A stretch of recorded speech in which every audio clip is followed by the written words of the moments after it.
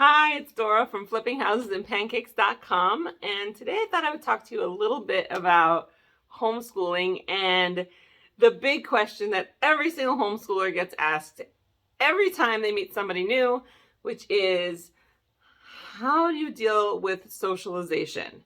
How do you make sure your kids get social time with other kids?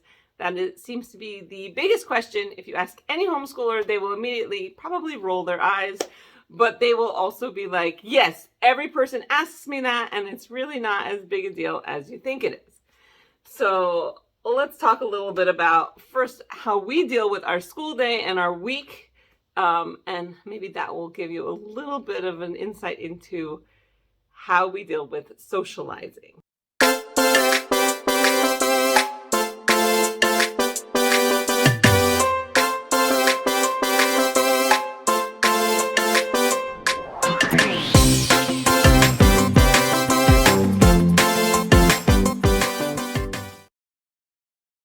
Okay, so let me start with how we do our day.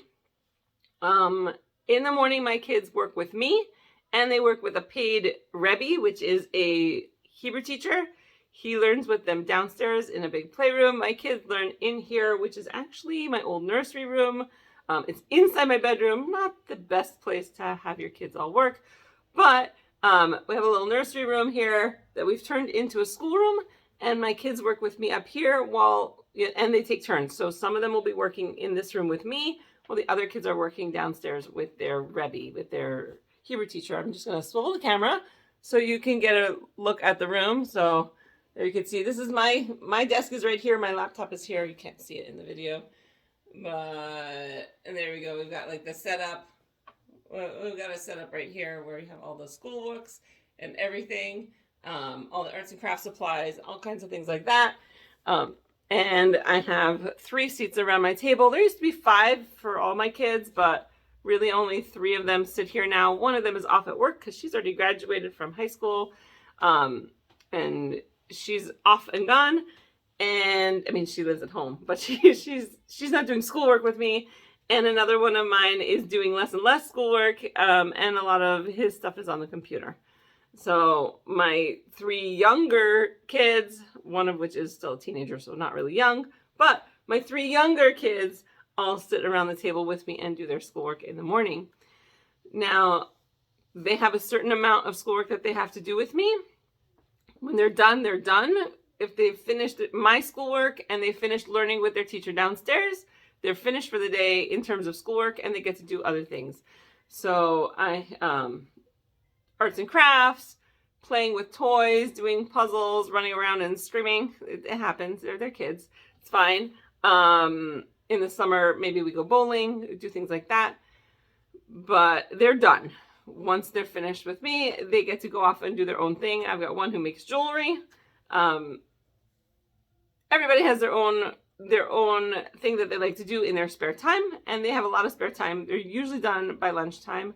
In the summer, sometimes they're done by like 10 o'clock or 11. So that's what we do. And then the afternoon is when we have our opportunities to do things for socialization. We happen to have a really decent sized homeschool community here, which helps in terms of socializing during the day, because most kids are off either in school or in camp. So during the day, the kids that we get to see are other homeschoolers. Now, there's a lot of activities, and I know for 2 years we really didn't have so many of them because of COVID and everything got shut down. There's a lot of activities just for the general homeschool community. So our science center has homeschool classes. I just registered for some yesterday, so we'll be going to those in September. We get to see other homeschoolers there, some that we know, some that we don't know, some that we just see at every one of those classes. Where we get to do science at the science center. There's aquarium homeschool classes. There used to be historical society classes. We'll see if those come back this year. They weren't back yet last year. So hopefully there'll be some historical society classes and other things like that that are geared for homeschoolers. But then we also have our own classes that we put together. So for example, for the girls, the 12 and up, so middle school and high school homeschoolers this past year, we had several activities that the parents put together either the parents ran or that they found a teacher to run the program. And we put in, like I said, 12 and up, so middle school and high school all together. Homeschoolers don't seem to really mind if you're different ages because they're just so used to going to programs with a wide span of ages. So the homeschoolers that were 12 and up, we had 12 and up girls. They came, we had a Saturday night program in the winter when Saturday nights are really long, where they all got together and hung out, played games, had snacks. During the summer, we've been doing that actually at my house. On Tuesday nights, we've been doing a group where they just come, they hang out, they talk, they play, they eat a lot of snacks, and they go home. But they have time to hang out with other friends their age or pretty close to their age, so they get social time that way. They also have social time when we, one of the moms arranged for 3 different teachers, so it was 3 different classes that happened in the afternoons. We had Tuesday and I think the other ones were on Monday. So Monday and Tuesday classes, and the girls would all come and they would see their friends there and they would take a class together that gave them more social time, which is always great. And we would also do things like park days where all the homeschoolers would meet, all the ages, and we would all get together at a specific park and everybody could just hang out. They could go walk the track or play on the field, whatever it was they wanted to do with their friends. For high school boys, and there's actually a lot fewer high school boys that are homeschooled in our area, for the high school boys, we had a small group where they would get together once a week and they would do things like climbing through the creek that's behind my parents' house. They would go play tennis, go play some basketball. If it was yucky weather outside, they would go and they would, do a board game or something inside, annoy their sisters, things like that. Good fun stuff for teenage boys. So they got to get together, and in the summer, they've been doing a lot of bowling together, which is nice. They all have bowling passes. They get together at the bowling alley and they bowl like 3 games. So that gives them their social time. For the younger kids, there are a lot of groups that the parents have put together. So this past year, for example, my younger kids, there was a sports group that one of the older boys put together, and my son went to that group with a bunch of other boys, and they got to learn how to play football. They had a lot of fun. So that was a nice place to make friends and keep friends. And then those same kids all went to another class along with girls. There were 2 separate groups, and they went and they had like an art and movement. So they would do like 45 minutes of an art project and 45 minutes of a movement class with a teacher. A lot of yoga, running around, all kinds of things. And so they would do that once a week. They got to see each other and have fun there. And of course, they see each other at those other activities like Science Center and the aquarium and at the park and those moments as well. My kids also have some social interaction, different friends, friends from the community in general that don't necessarily homeschool. So we have get-togethers where we go over, play dates, hang out time, different things with our friends, go to the store, go bowling with those friends who are off in the summer. We go to shul, which is a synagogue, and we see friends there and can have some interaction and stuff, after all the prayers are done. So that's another way that we socialize. And I know a lot of people worry all the time, are your kids going to have that kind of social structure? What do they do if they're not in school? In school, you have a lot of social interaction. What I usually tell people is this: in school, you interact socially with one set of people. Even though it's a big school and it's hundreds of kids, for the most part, you interact with your class. Maybe with some other kids in school because they're in different programs together or different classes together. So you interact with those kids. For the most part, you're mostly interacting with kids exactly your age and in the exact same class and things like that. Homeschoolers, they don't get that interact with kids all day, every day, like regular school kids do. So that would be a downside. But on the positive side, if there's a kid that they really can't stand or that's not nice to them, they don't have to interact with them at all because you can control that, which is nice in terms of bullying. And then in addition to that, they get used to interacting with people of all ages. So for example, my 18-year-old, she's almost 19. She's at a job. She has to deal with grown-ups all day long. She's comfortable. She could talk to a 12-year-old and like comfortable conversation with a 12-year-old just as easily as she could talk to an 80-year-old, because when you homeschool, you get to talk to all the parents.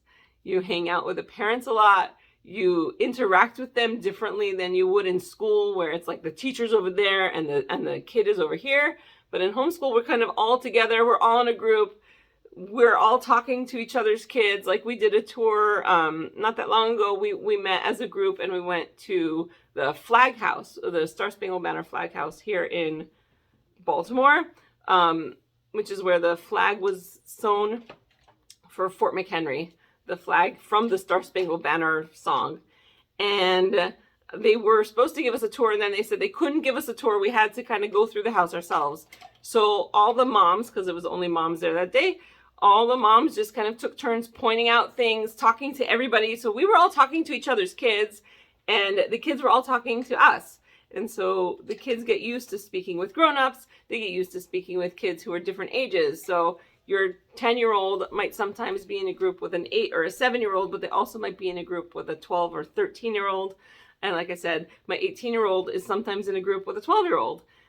Even though my daughter's not homeschooled anymore technically because she graduated a year ago, she still comes to the activities because her friends are there and she wants to see them. And even if her friends are only 13, she doesn't care. There's a group and they enjoy, they feel comfortable. They never feel like anybody is looking at them thinking they're weird or anything like that because they homeschool. So that kind of socialization where it's not just one specific set of ages, but actually they interact and socialize with a wide span of ages, is actually a positive. So I would say that in terms of homeschooling, when you worry about, well, how will my kids socialize? It's really partially up to the parent. The parent is the one who makes sure their kid gets to those programs or maybe does a program in their own house for their kids. We used to do a lot of socialization, things like swim team or a kickboxing class or a karate class, joining a sports team, lots of socialization opportunities there, being part of a community, maybe a religious community or a like a YMCA type thing where you get to make your own group. You know, you join a class, you learn and you interact with people there, even if they're not exactly the same age. And that's where I see the homeschoolers socializing, and where I would say that homeschool, you do have the opportunities to socialize. It's different than in a regular school, but it's not less. So it's different type of socialization, I guess you could say. You get together with people differently and at different moments in time, but those opportunities are there and the kids enjoy them. And so we definitely always take advantage of those opportunities when we have them. And that way the question of how does your kid socialize isn't an actual question anymore. It's not a problem. The kids get to socialize together in groups on a regular basis. So the next time that you worry about that, if that's your concern and saying like, I don't want to homeschool, or hey, are your kids going to be odd because they never socialize? The answer is no. Homeschoolers socialize all the time. And that's just something that we do. It's also something that we know you will ask. People will ask that all the time. And our answer is yes, our kids socialize. So that's how we do it. We do it differently, but we do.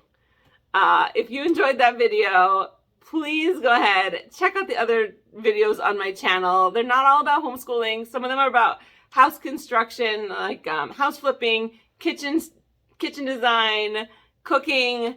Check out my other videos. Let me know in the comments what you like, what you agree with, what you disagree with. And go ahead and subscribe, hit the bell for notifications so you get my videos, you get alerts when my new videos come out. And also check out my website, flippinghouseandpancakes.com.